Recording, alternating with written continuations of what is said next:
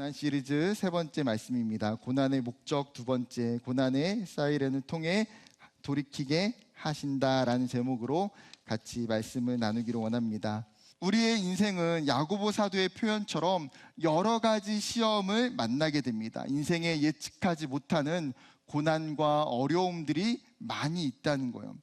그럴 때에 중요한 것은 무엇입니까? 어떤 누군가에게는 자신의 삶을 향한 그 고난의 사이렌을 들을 수 있는 사람이 있고, 어떤 사람은 여전히 그 고난의 사이렌을 듣지 못하는 이 두 사람의 차이는 극명하다는 것입니다. 오늘 이와 관련해서 고난의 두 번째 목적인 회개와 돌이킴에 대해 함께 말씀을 살펴보기를 원합니다. 오늘 본문에 등장하고 있는 주인공은 남유다의 14번째 왕이었던 므낫세라고 하는 왕입니다. 그는 히스기야의 아들로 12살에 왕위를 오르게 됩니다. 그런데 10년 동안 그의 아버지와 함께 공동 통치를 하게 돼요. 그리고 나서 BC 687년 히스기야 사후에 홀로서 이제 통치를 시작하게 됩니다. 므낫세는요, 남유다의 영적 개혁을 이루었던 자신의 아버지와 정반대의 길을 걸어가게 됩니다. 그의 아버지였던 히스기야는 어떤 사람이었습니까? 어쩌면 가장 모범적으로 종교 개혁을 이루었고, 또한 우상을 척결하고 성전을 정결케 하고 남유다의 백성들로 하여금 하나님을 예배할 수 있도록 그의 신앙을 고취시켰던 사람입니다. 그런데 반면에 므낫세는요, 아버지가 굉장히 어렵게 이루었던 영적인 그 모든 종교 개혁을 한순간에 엎어버렸습니다. 오늘 본문 2절과 3절, 6절과 7절에 보게 되면요, 므낫세의 모습이 자세히 기록되어 있습니다. 그는 여호와께서 쫓아낸 다른 이방의 나라들의 우상들을 답습하기 시작합니다.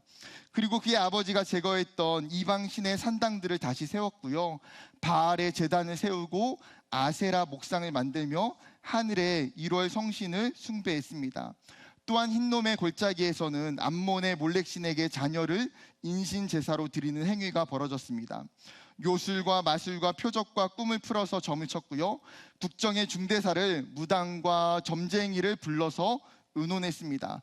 가장 심각한 문제는 예루살렘 성전 안에 우상을 세워서 성전을 더럽혔다는 거예요. 거기에서 끝이 아닙니다. 병행 본문인 열왕기하 21장 6절은 이렇게 기록하고 있습니다.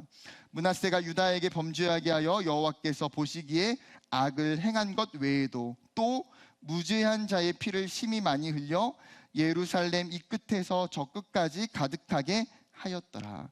여기서 표현하고 있는 무죄한 자의 피를 심히 많이 흘렸다, 이게 무슨 말일까요?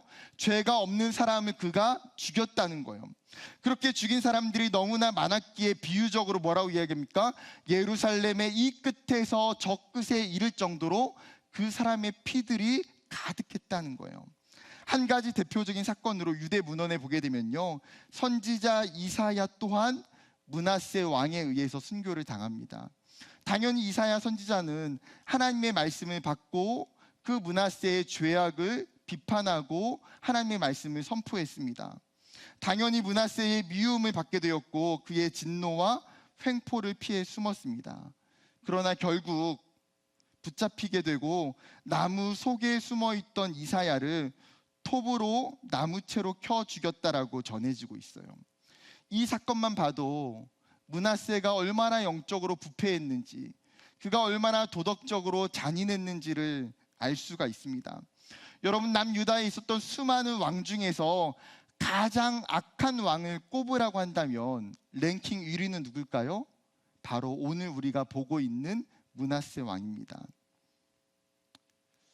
그의 모든 행위들은 여호와 보시기에 악하였고 하나님의 진노 아래 있었어요. 문제는 이러한 므낫세의 악행이 자기 자신뿐만 아니라 남유다의 모든 백성들에게도 악 영향을 끼쳤다는 거예요.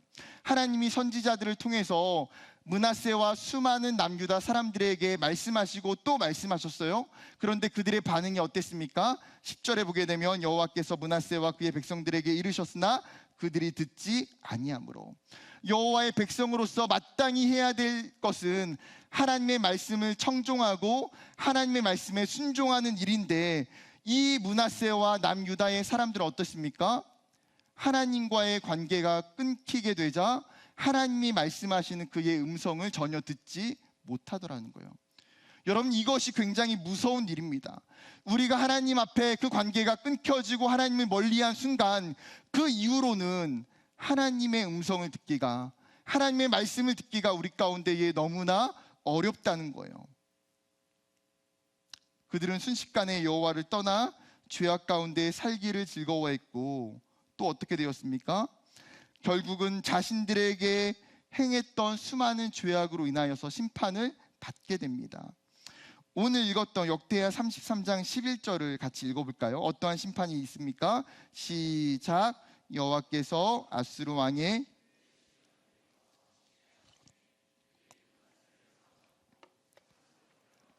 바벨론으로 끌고 간지라. 여러분, 우리는 여기서 첫 번째 메시지를 발견하게 됩니다. 그것은 무엇이냐면요, 죄로 인한 심판과 고난은 일반적인 일이라는 거예요. 여러분, 하나님은 므낫세와 남유다를 징계하시기 위해서 오늘 아수르라고 하는 이방 나라를 하나님의 진노의 방망이로 사용하십니다.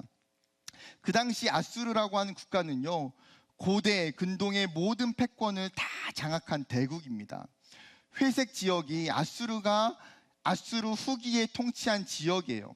남쪽에 있는 유다 빼고는요, 그 근처 북이스라엘 위쪽, 그 다음에 애굽에 이르기까지 모든 나라가 남유다의 통치 아래에 있는 것을 보게 됩니다. 이미 북이스라엘은 어떻습니까? 아수르에게 BC 720년에 22년에 멸망을 당했습니다. 남유다 또한 아수르가 쳐들어왔어요. 하나님께서 히스기야 시대에 사네립 왕을 통해서 남유다를 공격할 때에 하나님이 남유다를 지키시고 보호하셨기 때문에 남유다가 멸망하지 않았습니다. 히스기야는 이러한 아수르를 상대로 철저하게 반아수르 정책을 펼쳤어요. 그러나 므낫세가 왕이 되고 나자 그의 아버지와 반대로 친아수르 정책을 폈고요, 사실상 아수르의 속국이 되었습니다. 심지어 이때에는 아수르의 최전성기라고 이야기할 수 있는 에살핫돈과 아슈르 바니팔이라고 하는 두 명의 왕이 통치하던 시기였습니다. 영국의 대형 박물관에 가게 되면요, 그곳에 에살핫돈의 비문이라는 지금의 이 유물이 있습니다. 거기에는 뭐라고 쓰여져 있냐면요, 므낫세는 에살핫돈에게 복속한 왕, 즉 조공을 바치는 왕이었다라는 기록이 남겨져 있습니다. 그러나 어느 순간 므낫세도요, 아수르에게 독립을 원했고 반란을 일으키게 됩니다. 그리고 므낫세가 일으켰던 반란은 아수르에게 들키게 되고 므낫세와 남유다는 징벌을 당하게 됩니다. 아수르가 그를 사로잡아 쇠사슬로 결박하여 아수르의 남부에 있던 바벨론이라고 하는 도시로 압송했습니다. 므낫세는 코에 갈고리를 채우고 청동에 족쇄를 묶인 채에 노예처럼 취급을 받았습니다. 여러분, 하루아침에 남유다의 왕으로 있었던 자신의 신분이 어떻게 되었어요? 노예가 되어버렸어요. 그의 인생이 하루아침에 지옥으로 떨어졌고 자신의 인생의 땅끝으로 떨어져 버렸습니다. 이러한 결과는 결코 아수르의 계획이나 인간적인 결과라고 말할 수 없습니다. 이것은 죄악 가운데 살았던 므낫세를 향한 하나님의 심판이자 하나님의 계획이었어요. 여러분, 그렇다면 우리도 마찬가지입니다. 우리가 므낫세와 같이 하나님과의 관계가 끊어지고 죄악의 홍수 가운데에 빠져 산다면 그 죄악의 결과로서의 고난은 마땅하다는 거예요. 심판과 징계로서의 고난은요, 일반적인 일이에요. 대다수의 신앙인들 중에서는 그렇기 때문에 고난 이꼴 죄라고 하는 일반적인 개념을 우리가 가지고 살아갑니다. 이러한 개념의 밑바탕에는 사실 신명기 28장의 말씀이 깔려 있어요. 신명기 28장은 하나님의 복과 하나님의 저주에 대해서 말씀하고 있습니다. 너희가 하나님의 말씀에 순종하게 될 때에 하나님께서 너희에게 모든 복을 주시겠다고 약속하셨어요. 그러나 반대로 너희가 여호와의 말씀에 불순종하고 죄를 지어서 여호와를 떠나게 되면 내가 너희에게 저주를 내릴 거라고 하나님 말씀하십니다. 어떠한 저주입니까? 성읍도 먹는 것도 자녀와 짐승도 모든 일에 저주와 벌을 내리고 무서운 병에 걸리고 폐병과 열병과 염증에 병이 임하며 자연재해나 이방 나라의 침입이 있을 거라고 예언하셨습니다. 그렇다 보니 유대인들은 이 신명기 28장의 말씀을 근거로 해서 모든 고난은 죄라고 하는 이 연결되는 생각 때문에 종종 함정에 빠지게 됩니다. 신체적인 장애도 죄고요, 질병이 생겨도 죄고, 귀신이 들려도 죄고, 자녀를 낳지 못해도 죄고, 가난해도 죄입니다.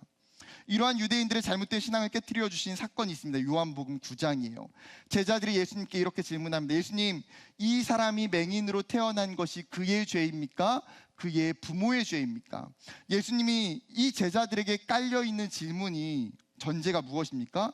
맹인이라고 하는 이 육체적인 질병이, 고난이라고 하는 이 문제가 죄를 전제로 하고 있다는 이 사상이 깔려 있는 거예요. 그들에게 예수님이 뭐라고 답변하셨습니까? 요한복음 9장 3절, 예수께서 대답하시되 이 사람이나 그 부모의 죄로 인한 것이 아니라 그에게서 하나님이 하시는 일을 나타내고자 하심이라. 모든 고난의 결과가 죄 때문이 아니라는 거예요. 오히려 다른 목적, 다른 의도가 있는데 너네는 왜 이것을 잘못 이해하고 있냐라고 예수님이 말씀하세요. 야고보 사도 또한 고난의 원인이 다른 차원에서 생겨날 수 있음을 의도적으로 야고보서 1장에 시련이라고 하는 단어와 시험이라고 하는 단어를 구분지어서 사용합니다. 하나님이 주시는 성도에게 믿음의 시련이 있고 자신의 죄로 인해서 받게 되는 고난의 시험이 있다는 거예요. 여기서 받게 되는 시험은 자신의 욕심으로 인해서 생겨나는 것, 이 욕심을 번역한 헬라어 원래 단어는 에피시미아라고 하는 단어인데 정욕, 탐욕, 욕망, 절제 없는 쾌락, 그릇된 성적 욕망을 의미합니다.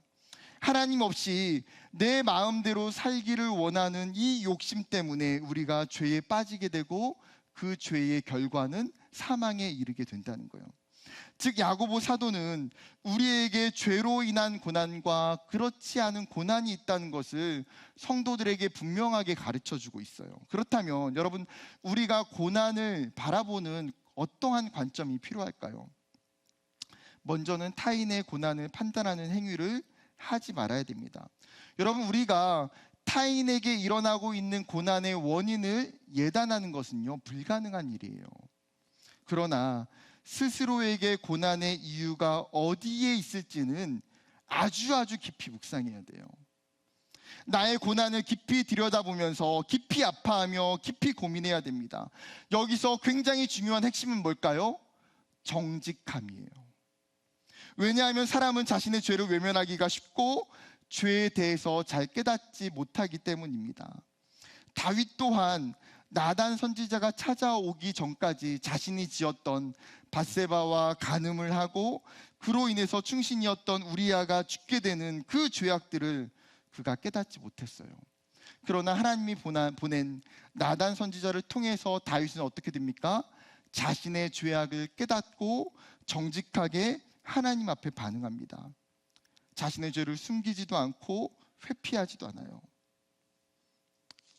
사랑하는 청년 여러분, 우리의 인생의 고난의 파도가 덮쳐올 때에 먼저는 스스로에게 정직해야 됩니다. 자신의 삶에 있는 그 고난 앞에 자신을 객관화해서 볼 수 있어야 돼요. 나의 고난의 원인이 혹시 내 안에 있는 것은 아닌지, 지금 내가 하나님 앞에서 무엇인가 잘못을 하고 있기 때문에 하나님이 내 삶을 향하여서 이 고난의 사이렌을 울리고 있는 것이 아닌지를 보아야 돼요. 여러분, 우리가 하나님을 떠날 때에, 죄에 깊이 빠져 있을 때에 하나님은 고난을 사용하시고 우리에게 찾아오시는 줄 믿습니다.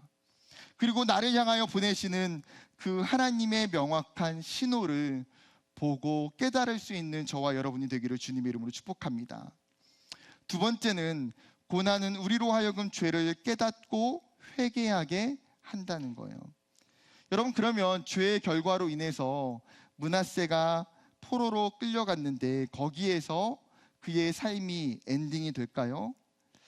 므낫세의 죄악을 비추어 본다면요, 지금의 심판의 결과는 지극히 당연한 일입니다. 또한 아수르의 입장에서도 자신을 배신했던 므낫세를 풀어줄 이유가 전혀 없어요. 그러나 하나님은 전혀 예상하지 못한 계획을 펼치기 시작합니다. 결코 고난이 므낫세의 인생의 종착역이 아니라는 거예요.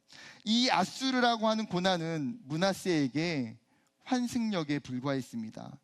그리고 그는 자신에게 찾아온 이 끔찍한 고난으로 말미암아 영적인 터닝 포인트를 얻게 되었어요. 12절 말씀입니다. 함께 읽어볼까요? 12절 시작. 그가 환난을 당하여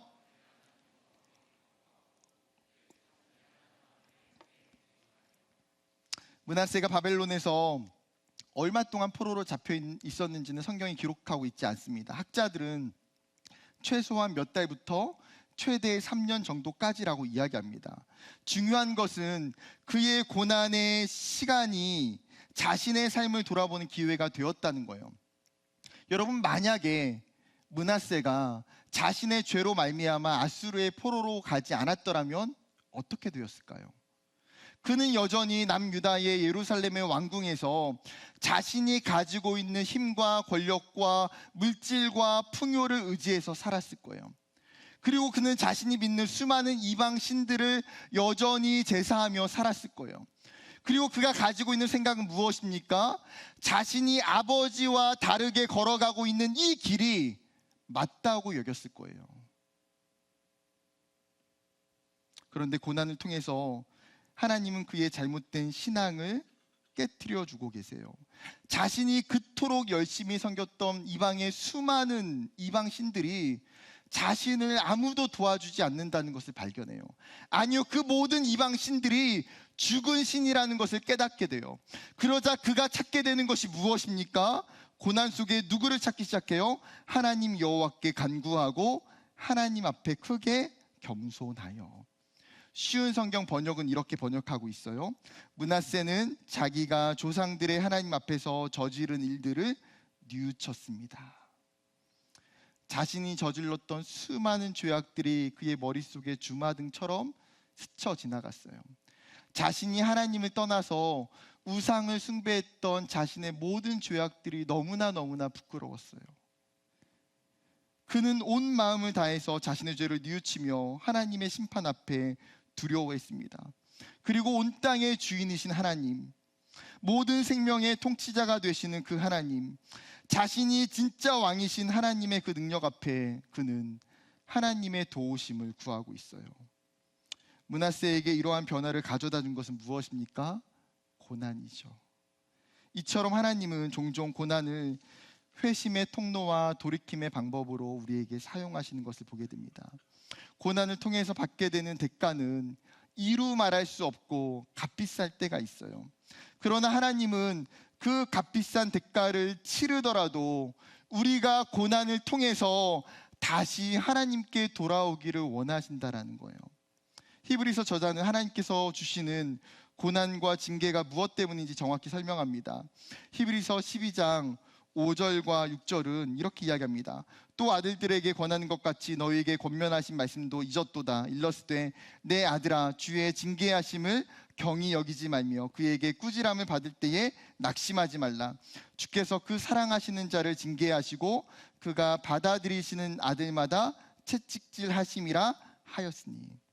여러분, 하나님이 우리에게 고난을 주시는 그 고난의 중심에 있는 본질은 무엇입니까? 하나님의 사랑이라는 거예요. 그분이 우리를 사랑하시기 때문에 징계하세요. 우리가 이 사랑을 온전히 이해하고 경험하기 위해서는요, 하나님과의 관계를 놓치지 않아야 됩니다. 이 관계를 놓쳐버리면 우리의 인생의 고난 속에서 하나님의 사랑을 전혀 보지 못하게 돼요. 성경은 우리에게 하나님이 우리의 아버지 되시고 우리가 하나님의 사랑하는 참 아들이고 참 딸이고 참 자녀라고 말씀하세요.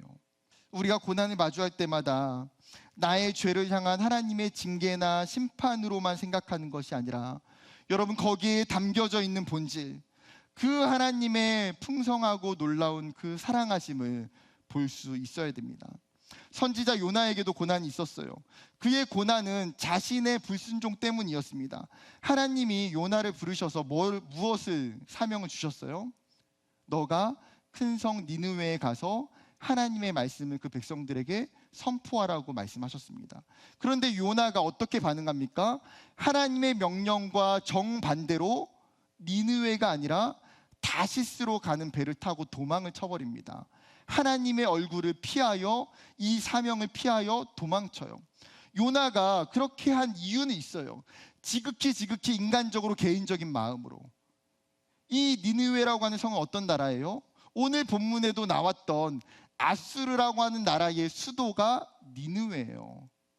지금 북이스라엘의 선지자였던 요나에게 있어서 아수르는 북이스라엘의 철천지 원수예요. 그런데 자기가 아수르에 가서, 니느웨에 가서 하나님의 말씀을 선포하고 심판을 선포하면 그들이 하나님의 그 심판의 경고를 듣고 돌이킬 것을 뻔히 알기 때문에 그의 마음의 중심에는 그렇게 하기가 싫은 거예요. 그래서 도망을 쳤어요. 그런 요나에게, 그런 불순종과 불신앙이 있는 요나에게 하나님이 어떻게 하셨습니까? 큰 물고기를 준비하사 풍랑이 있는 바다 가운데에 그 사람들이 요나의 죄 때문에 요나를 바다에 던질 때에 큰 물고기가 요나를 삼키게 돼요. 그리고 요나가 그 큰 물고기에서 3일 동안 있으면서 어떻게 합니까? 요나서 2장 2절은 이렇게 이야기합니다. 이르되 내가 받은 고난으로 말미암아 여호와께 불러 아뢰었으니 주께서 내게 대답하셨고 내가 스올의 뱃속에서 부르짖었더니 주께서 내 음성을 들으셨나이다. 요나는요, 비로소 자신의 고난 때문에 하나님께 다시 돌아가는 인생의 터닝 포인트가 되었어요. 그리고 물고기가 자신을 육지에 토해내자 하나님의 명령에 순종합니다. 다시 사명의 자리였던 니느웨로 가서 하나님의 말씀을 선포하게 돼요. 여러분, 만약에 요나에게 고난이 없었다면, 요나에게 큰 물고기의 삼킴이 없었다면 그가 어떻게 되었을까요? 아마도 성경은 요나라고 하는 이 말씀이 기록되어 있지 않았을 거예요. 아니요, 기록되어 있으면 그는 어떤 사람입니까? 하나님의 말씀에 불순종하고 사명에 도망친 선지자로 남게 되었을 거예요. 그러나 하나님께서 요나를 사랑하시기 때문에 그를 향한 고난을 통해서 자신의 죄와 잘못을 깨닫고 회개하게 하셨어요. 이러한 하나님의 방식이 우리의 삶에서도 동일하게 나타난다는 사실이에요. 왜냐하면 우리가 모두 다 하나님의 사랑받는 딸이자 아들이기 때문에. 왜냐하면 하나님은 우리의 진정한 아버지이시기 때문에. 여러분, 우리가 고난 가운데에도 이 분명한 사실을 붙들어야 돼요. 하나님의 그 간절한 사랑과 마음을 깨달아야 돼요. 하나님은 우리가 고난을 통해서 다시 하나님 앞에 나아오도록 고난을 영적인 터닝 포인트로 사용하시는 분이신 줄 믿습니다. 그렇기 때문에 고난 중에 므낫세 같이, 다윗과 같이, 요나와 같이 우리 또한 마찬가지로 우리의 죄를 깨닫고 하나님 앞에 나아가는 은혜가 있기를 주님의 이름으로 축복합니다. 마지막 세 번째는 하나님은 고난을 통해서 우리를 회복시켜 주신다는 거예요. 여러분, 므낫세의 이야기가 하나님의 그 고난으로 말미암아 돌이키는 하나님의 역사가 어떻게 나타나는지를 정확히 보여주고 있는데, 역대하 33장 13절을 보게 되면 같이 읽어볼까요? 시작. 기도하였으므로 하나님이 그의 기도를 받으시며 그의 간구를 들으시사 그가 예루살렘에 돌아와서 다시 왕위에 앉게 하심에 므낫세가 그제서야 여호와께서 하나님이신 줄을 알았더라. 여러분, 하나님은 므낫세의 기도를 들으셨고 놀라운 일을 행하세요. 그것은 무엇입니까? 다시 므낫세를 예루살렘으로 돌아가게 해서 왕권을 회복시키고 남유다를 통치하게 하시는 일이었어요.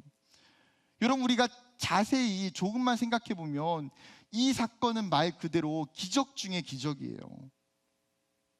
이 성경의 놀라운 일의 주체가 아수르의 왕이라고 이야기하지 않습니다. 성경은 이 일의 주체를 정확히 뭐라고 밝히고 있어요? 하나님이. 그렇기 때문에 오늘 본문을 묵상하다 보면 하나님 어떻게 이런 반전이 일어날 수 있죠? 하나님 어떻게 이런 일이 가능할까요? 의아하기만 해요. 역사적으로 보면 속국이 반란을 일으키거나 배신을 하게 되면 종주국은 어떻게 합니까? 그 나라와 그 나라의 왕과 백성들을 순순히 내버려 두는 적이 없어요. 다 죽여요. 오히려 종주국의 말을 잘 듣는 새로운 다른 사람을 뽑아서 남유다의 왕으로 세우면 훨씬 쉬운 일이에요. 그런데 지금 말도 안 되는 일이 일어났습니다. 므낫세가 하루아침에 그 바벨론에 있었던 감옥에서 구금에서 풀려나게 되고 예루살렘에 돌아가서 자신의 남은 생을 다시 왕으로 통치하게 됩니다. 여러분, 이것은 하나님께서 이 모든 일을 계획하시고 주관하셔야만 가능한 일이에요. 하나님께서 므낫세를 특별히 보호하셔야만 가능한 일이에요. 성경을 읽으면서 이 하나님의 위대하심을 우리는 느낄 수가 있어요. 이 하나님은 이스라엘뿐만 아니라 모든 나라와 열방과 민족을 통치하시는 하나님이심을 깨닫게 돼요. 이제 중요한 거는 고난이 므낫세의 인생을 실제로 바꾸어 놓았느냐는 거예요. 정말 그 악했던 왕이 하나님께 회개해서 예루살렘에 돌아간 이후는 어떻게 살았을까? 15절과 16절입니다. 이방 신들과 여호와의 전의 우상을 제거하며 여호와의 전을 건축한 사내와 예루살렘에 쌓은 모든 제단들을 다 성 밖에 던지고 여호와의 제단을 보수하고 화목제와 감사제를 그 제단 위에 드리고 유다를 명령하여 이스라엘 하나님 여호와를 섬기라 하매. 여러분, 15절 16절에 놀라운 일들이 일어나죠. 므낫세가 자신이 받고 있는 고난을 잠깐 모면하기 위해서 회개한 게 아니에요. 그의 진정한 회개는 그의 삶 가운데에 실제적으로 어떻게 나타나는지를 성경이 보여주고 있어요. 그가 어떻게 하고 있습니까? 세 가지의 변화가 기록되어 있는데, 첫 번째는 자신이 이전에 드려왔던 수많은 우상을 스스로 제거합니다. 자신이 오염시켰던 성전을 정화하고 우상으로 물들었던 남유다를 회복시키기 시작해요. 두 번째는 성전 제단을 보수한 후에 하나님과의 관계를 회복하는 일에 집중해요. 그 관계를 회복하는 일로 그가 드렸던 제사가 뭡니까? 화목제와 감사제를 드려요. 화목제는 어떤 제사입니까? 샬롬의 제사로 하나님과 관계에 대한 회복과 화해가 핵심이에요. 감사제는 어떤 제사입니까? 하나님이 내 삶 가운데 베푸셨던 은혜와 구원을 감사하는 제사예요. 즉, 므낫세는 고난을 통해서 회심하게 된 자신에게 가장 중요한 핵심이 무엇인지를 정확히 간파하고 있어요. 하나님을 떠났던 삶에서 이제는 하나님을 의지하는 삶으로 하나님과의 관계의 회복을 위해서 나아가고 있다는 거예요. 그리고 마지막 세 번째는 유다 백성들에게 여호와만 섬기도록 명령합니다. 그 전에는 자신의 죄악 때문에 유다 백성들이 다 죄악으로 물들었어요. 그런데 이제는 어떻습니까? 그렇게 죄악으로 물들었던 유다의 백성들에게 여호와만 섬기도록 바른 신앙의 방향성을 다시 제시하고 있는 거예요. 그는 자신이 스스로 무너뜨렸던 영적인 이스라엘의 성전을 하나하나 다시 세워가고 있습니다. 하나님과의 관계가 없던 삶에서 이제는 하나님이 전부인 삶으로 그의 인생이 바뀌어지기 시작해요. 여러분, 종종 우리가 SNS를 보다 보면, 그리고 우리가 그 SNS 하다 보면 자신의 비포어와 애프터를 올릴 때가 있어요. 99.999는 전부 다 좋은 변화가 생겼을 때를 기념하며 올립니다. 반대로 전에는 날씬했는데 현재 30kg 비만이 되었어요, 이런 거 자랑하는 사람은 아무도 없습니다. 여러분, 대부분 비포와 애프터를 올리면서 또 어떻게 이야기합니까? 자신의 변화의 방법을 이야기해요. 어떤 사람은 운동, 어떤 사람은 식단의 조절, 누구는 약으로, 누구는 화장으로 각가지 자신만의 방법을 이야기합니다. 여러분, 그렇다면 므낫세의 삶에 있어서 비포와 애프터를 나누게 되는 결정적인 원인은 뭘까요? 무엇 때문에 므낫세가 바뀌었어요? 그의 인생에 찾아온 고난 때문에. 그는 고난을 통해서 자신의 신앙을, 자신의 인생을 새롭게 하였습니다. 그렇다면 하나님은 우리의 삶에도 마찬가지로 일하세요. 때로는 나의 죄 때문에, 나의 잘못과 악함 때문에 고난을 당하고 어려움 가운데에 처하게 되지만, 그러나 그 고난을 통해서 우리가 회개하고 다시 하나님께 나아간다면 하나님은 우리의 인생의 과거와 전혀 다른 삶을 우리의 인생 가운데에 펼쳐 가시는 하나님이신 줄 믿습니다. 그렇기 때문에 사도행전 3장 19절은 우리에게 이렇게 말씀하고 있어요. 그러므로 너희가 회개하고 돌이켜 너희 죄 없이 함을 받으라. 이같이 하면 새롭게 되는 날이 주 앞으로부터 이를 것이요. 하나님은 우리가 회개하고 하나님께로 돌아간다면 그 하나님께서 우리를 죄 없이 함을 주신다고 말씀하세요. 여기서 죄 없이 함이라고 하는 이 단어의 의미는 사면과 해방을 의미합니다. 말 그대로 우리가 지었던 수많은 죄악의 사슬로부터, 그 죄를 지었던 그 죄악의 죄책감으로부터, 우리를 묶고 있는 수많은 상처와 아픔으로부터 하나님은 우리를 용서하시고 우리를 회방시켜 주신다는 거예요. 나아가 그 사람은 단순하게 죄인에서 의인으로 신분만 변화되는 것이 아니라 새롭게 되는 날, 실제적인 회복이, 실제적인 변화가 일어나는 하나님의 은혜의 날을 맞이한다고 성경이 말하고 있어요. 여러분, 이것이 하나님의 말씀이고 이것이 저와 여러분을 향한 하나님의 약속인 줄 믿습니다. 그리고 우리가 이 약속을 믿고 우리의 삶에 그 하나님의 회복과 은혜로 다시 채워가길 원해요. 말씀을 맺으려고 합니다. 오늘 본문의 므낫세를 보면서 우리는 역전시키시는 하나님을 보게 됩니다. 서두에서 이야기했던 것처럼 므낫세는요, 가장 악한 왕이에요. 남유다와 북이스라엘 통틀어서도 봐도 가장 악한 왕이에요. 그런데 하나님은 그토록 악한 왕을 전혀 다른 하나님의 사람으로 변화시켜 주세요. 여러분, 이것이 우리에게 주는 메시지는 무엇입니까?